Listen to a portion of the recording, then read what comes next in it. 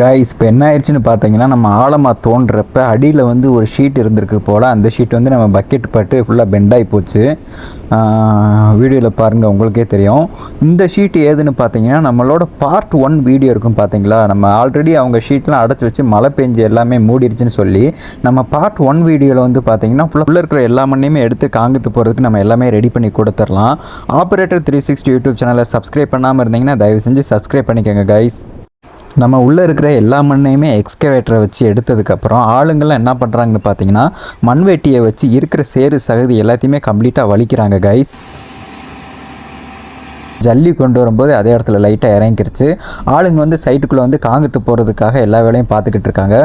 நம்ம எக்ஸ்கவேட்டரை வச்சு டிப்பரை வந்து வெளியில் எடுத்து விட போகிறோம்.